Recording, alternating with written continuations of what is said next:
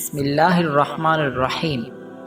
حضرت سعید بن جبیر رحمہ اللہ نے ابن عباس رضی اللہ تعالی عنہما سے کلام الہی لا تحرک الی آخرہ کی تفسیر کے سلسلے میں سنا کہ رسول اللہ صلی اللہ علیہ وسلم نے نزول قرآن کے وقت بہت سختی محسوس فرمایا کرتے تھے، اور اس کی علامتوں میں سے ایک یہ تھی کہ یاد کرنے کے لیے آپ اپنے ہونٹوں کو ہلاتے تھے۔ ابن عباس رضی اللہ تعالی عنہما نے کہا، میں اپنے ہونٹ ہلاتا ہوں جس طرح آپ ہلاتے تھے۔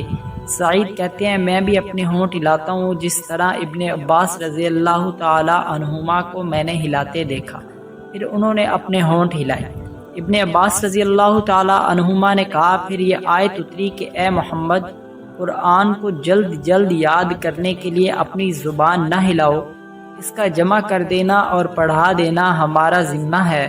حضرت ابن عباس رضی اللہ تعالی عنہما کہتے ہیں، یعنی قرآن آپ صلی اللہ علیہ وسلم کے دل میں جمع دینا اور پڑھا دینا ہمارے ذمہ ہے۔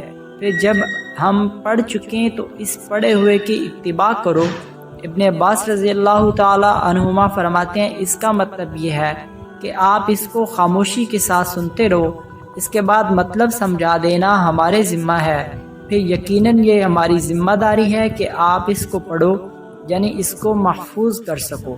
چنانچہ اس کے بعد جب آپ کے پاس حضرت جبرائیل علیہ السلام وحی لے کر آتے تو آپ توجہ سے سنتے، جب وہ چلے جاتے تو رسول اللہ صلی اللہ علیہ وسلم اس وحی کو اسی طرح پڑھتے جس طرح حضرت جبرائیل علیہ السلام نے اسے پڑھا تھا۔